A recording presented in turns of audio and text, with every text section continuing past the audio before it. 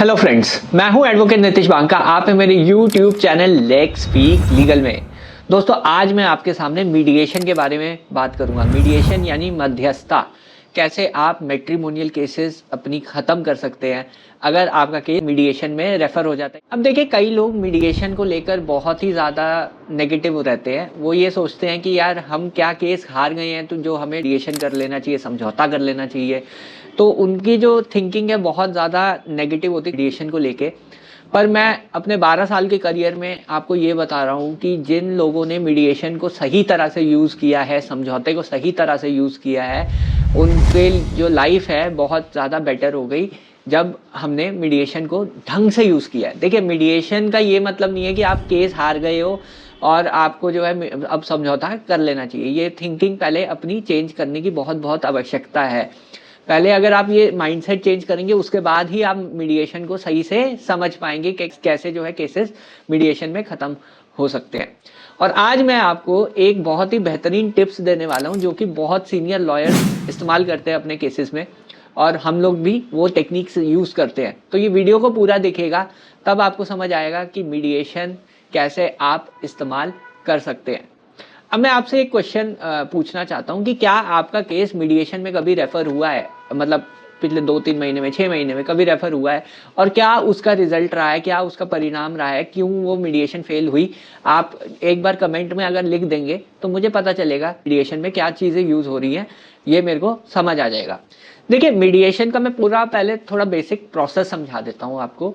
Mediation ये होती है कि जैसे दोनों पार्टीज जो है बैठती हैं और एक मीडिएटर होता है जो दोनों पार्टीज के बीच में समझौता करने के लिए जो है प्रोसेस शुरू करता है। यानी इसमें मेन रोल मीडिएटर का होता है जो दोनों पार्टीज के बीच में समझौता के लिए एक जो है कॉमन ग्राउंड बनाता है। अब कॉमन ग्राउंड क्या है? कॉमन ग्राउंड वो होता है जो आपकी टर्म्स हैं और जो दूसरी पार्टी की टर्म्स हैं, दोनों जो है मैच करे। मैच जब हो जाएगा तब समझौता हो जाएगा। अगर वो मैच नहीं होगा, उसमें डिफरेंस काफ़ी है, तो वो मीडिएशन फेल हो जाएगी। तो ये दो चीज़ें इंपॉर्टेंट है। पर मीडिएशन से जाने से पहले, अब ये मैं सीनियर लेवल की टिप दे रहा हूँ आपको कि मीडिएशन में जाने से पहले आपके पास कुछ ऐसी चीज़ होनी चाहिए जिससे आपका जो दबदबा है वो मीडिएशन के दौरान बने। अब ये क्या चीज़ें होती हैं? कुछ आपको केस में एडवांटेजेस लेने पड़ेंगे, जैसे ज़ीरो मेंटेनेंस। कई केसेस में ज़ीरो मेंटेनेंस पॉसिबल होता है, तो अगर आप ज़ीरो मेंटेनेंस लेके जाएंगे वहाँ पे मीडिएशन में आपकी टर्म्स पे सेटल होने के चांसेस ज़्यादा बन जाते हैं। 498A में या कई केसेस में 340 इनिशिएट हो जाना, वो एक बहुत ज़्यादा एक पॉजिटिव इम्पैक्ट आपकी तरफ करेगा कि 340 की प्रक्रिया आपने इनिशिएट कर दी और उसके बाद अब मीडिएशन के लिए केस रेफर किया गया है, तो वो भी एक बहुत अच्छा एडवांटेज होता है। कुछ चीज़ों में क्रॉस इतना आप अच्छा करते हैं कि आपको पता चल जाता है कि दूसरी पार्टी जो है केस हार गई है और दूसरी पार्टी को भी ये भी चीज़ पता चल जाती है कि वो केस हारने वाली है। तो ये चीज़ आपका ध्यान रखिए कि जब जो क्रॉस एग्जामिनेशन की स्टेज आती है या एविडेंस की स्टेज आती है, उसमें आप ढंग से तैयारी करके जाएं और ढंग से क्रॉस एग्जामिन करें, तब दूसरी पार्टी को भी पता है कि वो केस हार जाएगी, तो वहाँ पे क्लियर हो जाता है। और कई बार जज साहब की खुद की ऑब्जर्वेशन हो जाती है केस के डिसीजन से पहले। कई बार इनडायरेक्ट ऑब्जर्वेशन आ जाती है कि केस जो है दूसरी पार्टी हारने वाली है। अगर आपके पास कुछ भी एडवांटेज है, तब मीडिएशन में आपकी टर्म्स पे सेटल होना जो है बहुत ईजीली हो जाएगा। और दूसरी चीज़ जो मैं आप बताने जा रहा हूँ, बहुत सीनियर लेवल की चीज़ है, वो ये है कि आपको अपने केस के बारे में पता होना चाहिए। आपको ये पता होना चाहिए कि मेंटेनेंस कितनी बंधनी है आपके ऊपर। अगर आपके ऊपर मेंटेनेंस बंधनी है तो कितनी बंधेगी।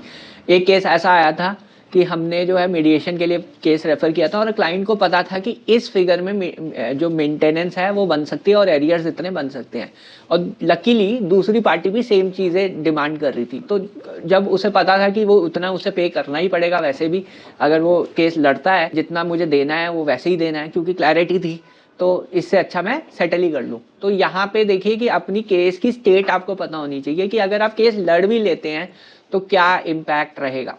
और भी बहुत सारी चीज़ें आपको देखनी पड़ती हैं, सिर्फ मेंटेनेंस नहीं होती। आपको देखना है कि कितने साल आपको ये केसेस और लड़ने हैं, कितना और आपको इसमें एफर्ट लगेगा, कितना आपकी लीगल फीस जाएगी, कितना आपका मेंटल स्ट्रेन जाएगा, क्या आपके करियर पे इम्पैक्ट पड़ेगा।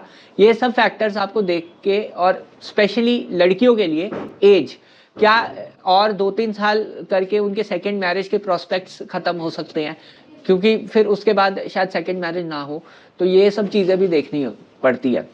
इसके अलावा आपको बच्चों का भी देखना पड़ता है कि आपके बच्चों पे क्या इम्पैक्ट पड़ेगा इन केसेस का, क्योंकि बच्चे बड़े होते हैं तो वो ऑब्वियसली चीज़ें देखना शुरू कर देते हैं कि मदर फादर क्यों लड़ रहे हैं आपके।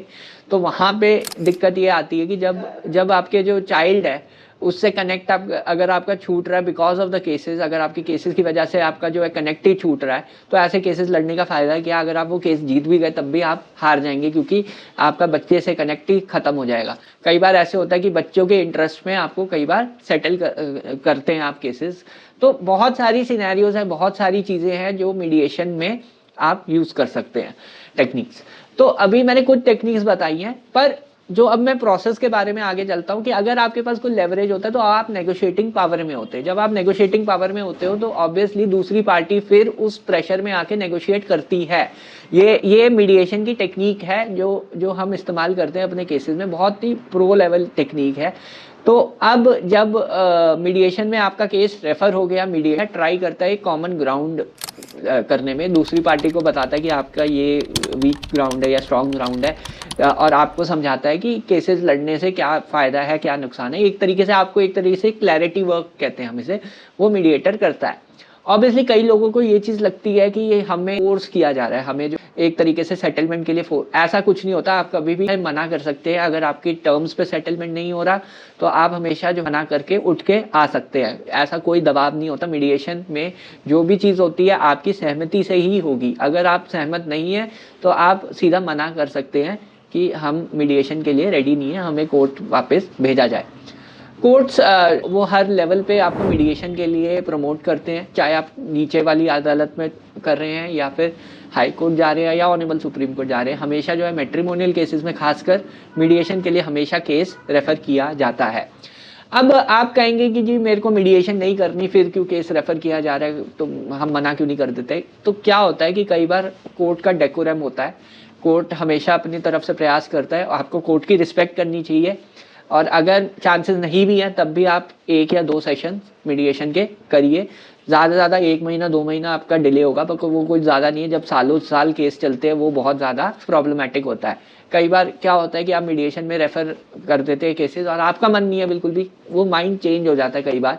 तो वो एक एस्पेक्ट है जो आपको हमेशा कंसिडर करना चाहिए। हमेशा केसेस में रिजिड मत रहिए।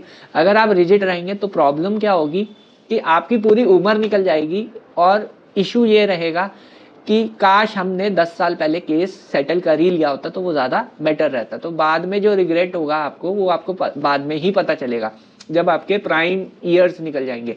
अभी आपके प्राइम ईयर्स है जिसमें आप अपनी इनकम में, हेल्थ में, हर चीज़ में आप कर सकते हैं काम और आगे बढ़ सकते हैं लाइफ में।